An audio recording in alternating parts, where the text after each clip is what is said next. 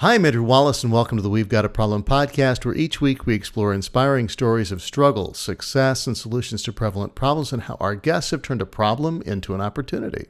This week I'm joined by Kevin Lee, co-founder of the Butterfly Effect DAO, founder of Beyond Meditations, co-founder of Lux Australian Eatery, The Mayflower, and creator of the Kepley Ideation Course, which helps innovators and entrepreneurs accelerate the creation of new business ideas. Kevin, welcome to the show. Thank you, Andrew. Thank you for the introduction. Absolutely. I mean, you got a lot going on. Let's just start there. So, I mean, there's a lot going on in your life. You've been involved in a lot of different disciplines, and let's get a little background. How did you get your start? Let's talk about your journey. All right. So my family immigrated to Australia by boat. They were escaping the war from Vietnam at the time, and they came here with nothing. It was a challenging time for them.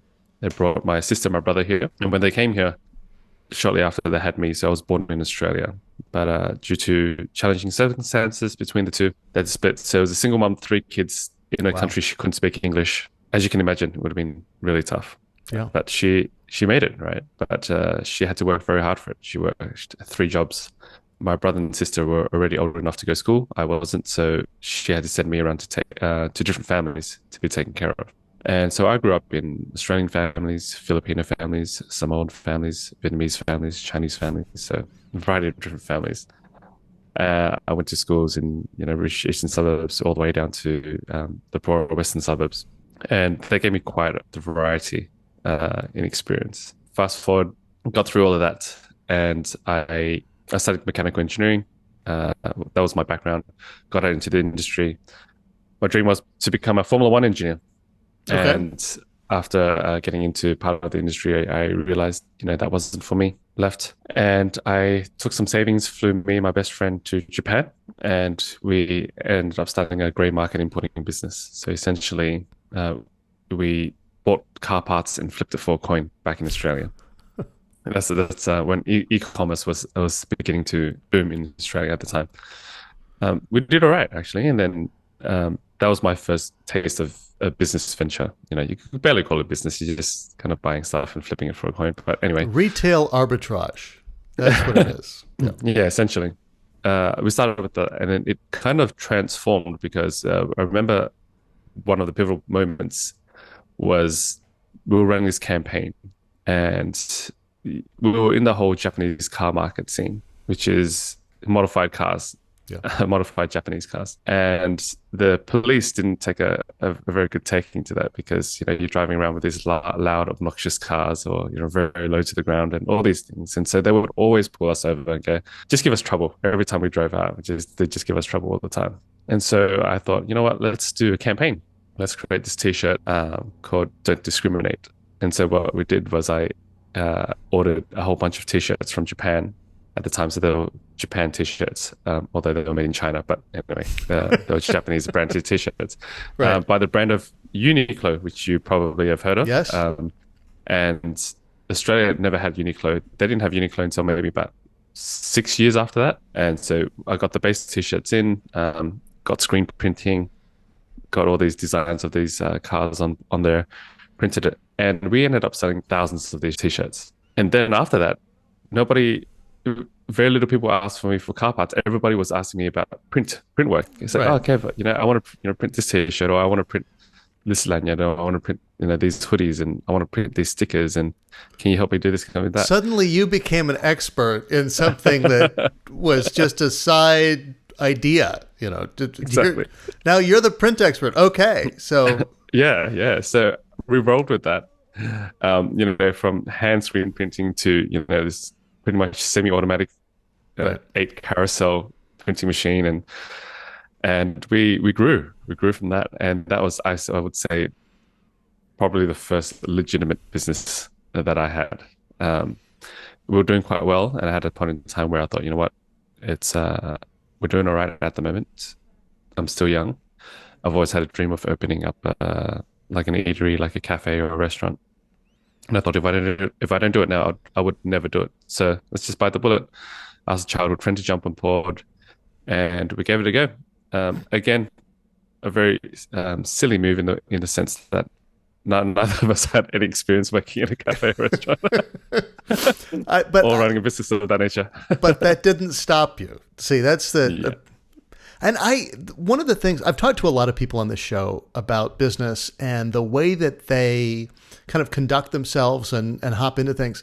And it's been a recurring theme that just because you don't have any expertise in something doesn't mean you can't do it or start it or get into it and kind of learn as you go. One of my favorite interviews on this subject was one of the earlier ones with a guy named Chad Gerber, who has founded a company called Melusine, which is a VR platform for musicians to be able to collaborate worldwide. He's a musician. He's not in the technology space. He hasn't coded anything to my knowledge ever. But he went, well, nobody else is doing this. So I guess I've got to do it. I guess I've got to do it. Just because I don't know anything about it doesn't mean I can't figure it out or know what I want it to be like, right? You don't have any experience in owning or running a restaurant. Doesn't mean you don't know what a good restaurant is or what you want it to be and how you want it to be. So how has that gone for you? I mean, talk to me a little bit about it. So that was an interesting journey. Because we had no experience, we paid for some very expensive lessons, put it that way. That was our MBA. Yeah. in that sense. Basically built it from scratch, built a new brand around it, ran it for 3 years, got into local papers, got into some international papers, had to build a really strong, solid team. However, after 3 years, the lease ran up. The landlords wanted to jack up the price and we weren't willing to pay for it. We had to move our venue to a different suburb, and we thought we'd go maybe more local based. So the original venue was, our customer base was locals as well as destinational. And that's how you kind of build like menus. Like you either build something that is just locals would come by, or you try to build something a bit more extravagant and other people would travel there for it and make it known. And I decided to go down the route of being more local based in the new suburb. And about a year and a half in or so, we hit the cap of that quite quickly and thought, okay, well, this is all there is for the locals. Do we want to stay here or do we want to change it up? And that's when we decided to rebrand to the Mayflower. And this is where things took an interesting turn. Essentially, we had, with this rebrand and investment, we had more than doubled our weekly revenue for that small space. So it was quite an incredible journey for us. And ever since, we've built a bit of a brand for ourselves, and we have opened up a second store earlier this year in another suburb, and we'll continue to expand into a chain, hopefully in the next year or two. So that's the idea for us. But it's tough, man, hospitality. Well, that's what I was going to say. I mean, of all the businesses to get into, probably not one I would advise people to get into, just knowing the little bit that I know. I know that you've also started the Kepley Ideation course. I guess that's how it's pronounced. Am I doing it right? Yes, perfect. Okay, perfect. It's all in capital letters, so you never know. So talk to me about the Kepley Ideation course. What brought you to do that? Because I had some experience in starting businesses at a younger age, and people had seen me move from strength to strength. A lot of my friends or people that I connected with had started to come for me to advice. It's like, oh, Kev, I'm out of uni now. I've been working in corporate, and I hate my life, and I want to get out of it. I want to start my own thing. How do I start my own business? And I noticed that I was just having the same conversations again and again and again. Not that I didn't like it. I mean, I'm happy to help people out, especially friends or people who've been suggested. Happy to help where I can. And so I thought, you know what, I'll create a course. I'll get people involved. I'll start building a community, and I'll share with them my thought process and the models of moving forward. How to essentially rapidly prototype, how to rapidly build something, and not think too much about it, because speed is key here. Yes. And so we do this 5-week course essentially, and then they join the Facebook group, and we stay as a community there, and we expand from there. But it's a network of people who are willing to give it a go, who are just started, well, wanting to start, already have their business, wanting to take it to the next level, but just small to medium-sized businesses. And being involved with a community that is using the same methodology to create momentum, essentially. Yes. And I think that was the important kind of difference that I wanted to do, is that we're all using the same language, trying to create an idea and move it forward. And so there's essentially what we talk about, and the ideas behind it is there's a modeling phase. How do you quickly model something? Because whenever people have an idea, it's like, well, I'll need this resource and but I'll have to open this store and do that. It's like, well, there's lots of ways to get to that idea quickly. Like, even if you wanted to create a mobile app, use a yellow sticky pad, draw out what the first screen looks like. What's the next page? Click that button. What's the next page? You don't have to go find a developer and, pay thousands of dollars and create just a template just to validate an idea. So that's the first part of it. And then we move through a feedback phase and then a reiteration phase. So talk to me about the Kepley process in general, right? You've got the modeling, materializing, monitoring, modifying, kind of 4-part thing. Walk me through that a little bit. So the modeling phase is what we were talking about before. That's our rapid prototype process. That is to get you off to the races quickly.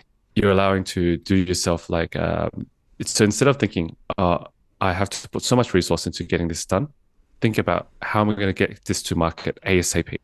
And then the second part of materializing is to make it happen, is to go out and go, okay, let's give this a go. We're going to test it for this short period of time. We're going to give it a week or 3 days, whatever time frame you want to give it. So you've got your modeling phase, and you might go, okay, I'll think about how I'm going to quickly, rapidly prototype this for 1 week, and then I'm going to test it for another week. After that 1 week, we're going to monitor for feedback for another week, and then we're going to basically use that feedback and adjust it. So it's like a reiteration model. Right. And continuous loop. Yeah, continuous loop. And a lot of people don't really lay out that model, so then they don't know how long one loop actually takes. So you might have an idea, say, you're building this podcast, for example, and you go, okay, well, I'm going to test this out, and I'm going to use that. It's going to be a 3-month test, and then I'm going to observe for feedback during those 3 months plus another month. So that's another extra month of that. So that's 4 months, and then I'm going to use another month to reiterate on all that feedback. So that's 6 months altogether, plus the first month you've had to build the podcast. Maybe that's 7 months. So that's 7 months before you can reiterate once. Yep. The reason why larger companies can expand so quickly is because they're maximizing these reiteration loops, but with hundreds, if not thousands, of people every single day. And so if you can minimize that loop, the faster you minimize these loops and the faster you reiterate, the infinitely better your product or service will be. Right. If you've got that sense for it. So that's the idea of the 4Ms.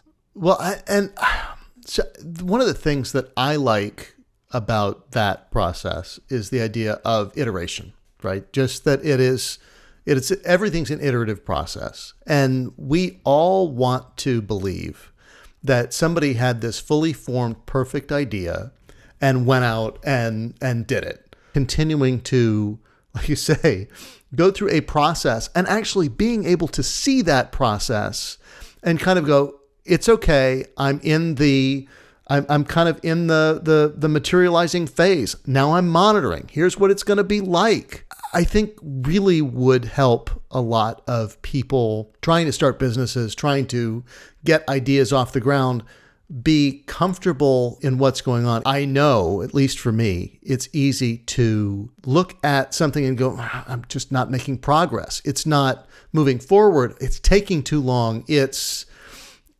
not right.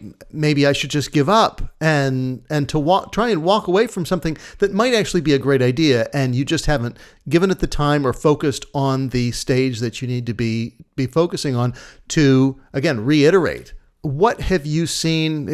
What kind of successes have you seen from this process, both in your own life, starting businesses, all these things, and in the people you're working with? In my own life, I've always, as we've kind of discussed my story a bit, I've always jumped into things. So I've always gotten started quickly. And that's been one of my strengths, is that I dive into it with all the unknowns. But I shared with you my childhood story at the beginning was because one of my unique abilities is adaptability. Yeah. I grew up in different families. I I grew up in different schools. If you can imagine a young child at that point, you'd have to be very adaptable if you want to succeed. New friendship groups, new families, what cultures are there, what values do they value, how do you how do you survive in a family like that? So those are my personal unique abilities. And so me diving into these businesses, I was able to leverage that, and I was able to go in and go, okay, really, let's adapt to this business model, that business model, that business model. So I was very lucky in that sense. And as you've kind of shared my bio, I'm involved in a variety of different types of businesses, and I really enjoy that process because it allows me to look at different models to innovate in different areas, in different industries. Mm-hmm. And that's what part of what innovation is, right? It's taking something from one industry, putting it into another, and that's innovation sometimes, or a different space. In terms of working with people, I've worked with a lot of people where we've gone through the whole working full-time phase to them having an idea, to them going to part-time and a side hustle, and then to the point where their side hustle grows so big that they can finally quit their full-time job and then to do their own business. My biggest observations from working with people is often people, when especially if they're working a full-time job and they want to start their own business, a lot of them have this large grandiose idea about, this is what I want to do, but it's going to take big bucks. It's going to take huge resources. That goal that they set is so huge that they can't even get momentum to even start. Like they're so long in this planning stage because they're going to need to find investors, then they need to kind of find a location, then they're going to need to do this and do that and do that. And it's way too much for them to even start. And so I work with a system rather than a goal. I work backwards with a system. This is a process. You just take it a step at a time. And every time they gain insight. And sometimes they get to a point where they're like, you know what, Kev, that's not actually what I want to do. And that's perfect. At least you got there quickly rather than trying to line up all these ducks and then realizing that's not what you want to do. Right. So. Boy, is that the truth when it comes to so many things in life. Well, even if choosing a major in college, university, things like that, and getting down the road with a career and going, I thought this was it. This isn't it. That's a painful moment to come to. And I would much rather get to, yes, this is it. This is where I want to go. This is the thing I want to do.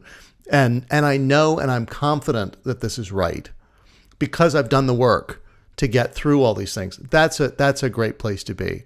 So a couple more things. I know that you founded Beyond Meditation, and yes, we should talk a little bit about mindfulness because we've got a little bit of a lack of mindfulness in the world these days.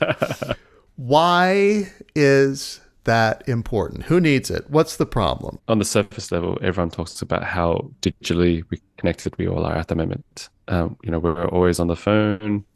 All these companies are trying to grab our attention. The pace of life has increased. If we're not on this screen, we're looking at the computer screen. If we're not on the computer screen, we're looking at the TV screen. If we're not on the TV screen, we're looking at the car screen. And it's just constant. And the busier lives that we work and the kind of work that we do, anxiety has been at a record high level. It's become such a prevalent thing.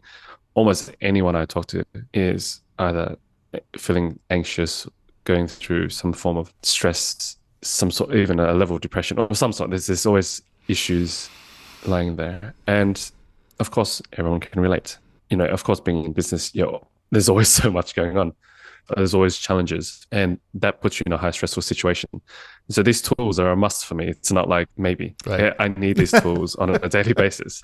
Yeah. A lot of people have come across and go, oh, Kev, you look, pretty calm most of the time. How's it all go about?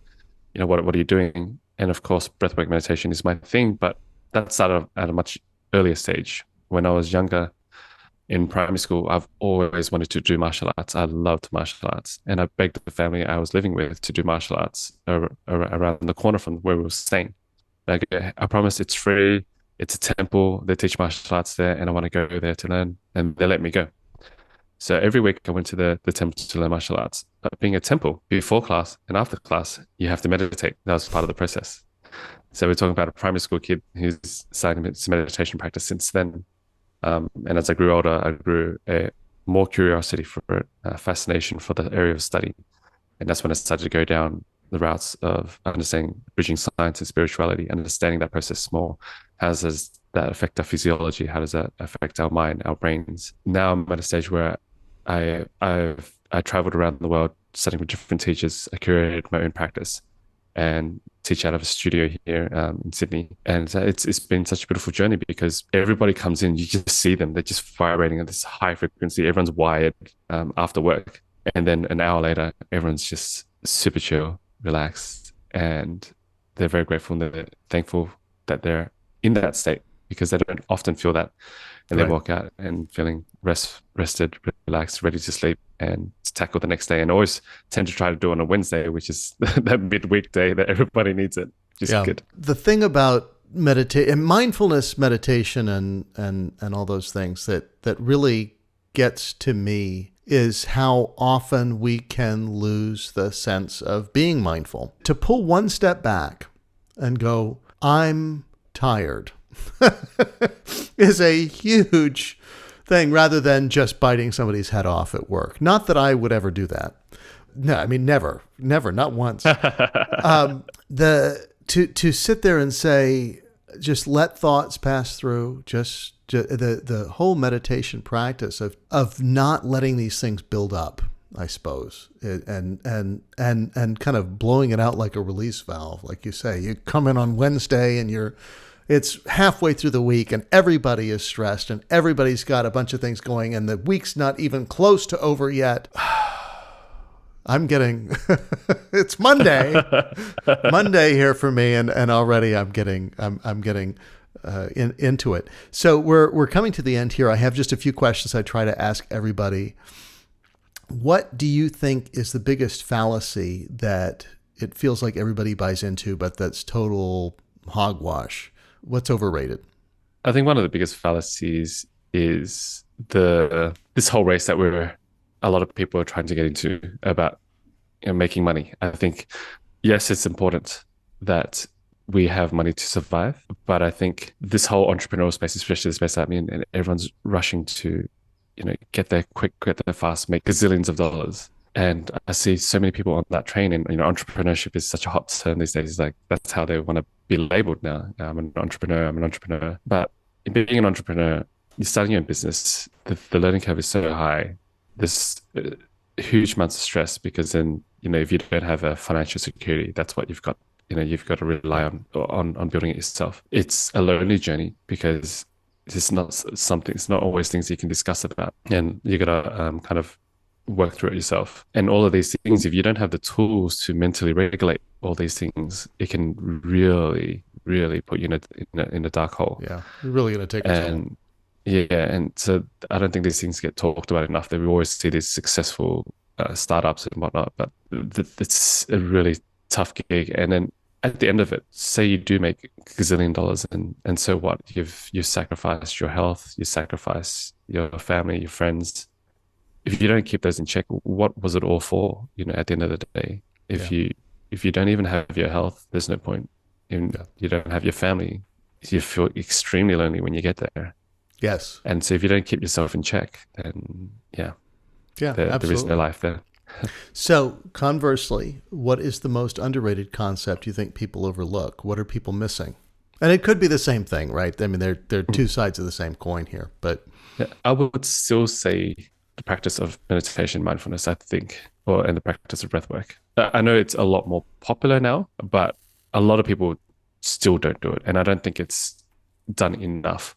And it's not about purely a stress release valve. It's about regulation as well. Like it's a daily practice. It's something that you hold for yourself. Understanding even the way you breathe, that's the remote control for your nervous system. You can upregulate, deregulate. That self-awareness, that self-control is vital in the day-to-day. You can downregulate when you're stressed, or you can upregulate when you need that energy. All of these you can do internally. You don't need all the time external stimulus, right? Like coffee and this and that. Like not many people as a whole are able to use their own tools. They're always looking for other things to help them. So I believe that's hugely underrated. Absolutely. Still. Absolutely. Kevin, thank you so much for joining me today. Folks, if you want to know more about Kevin, you can find him on the web at kevinleesocial.com, as well as on Instagram, Facebook, LinkedIn, and YouTube. Links to everything are in the show notes as always. And until next time, we don't have a problem. We've got an opportunity. Thank you.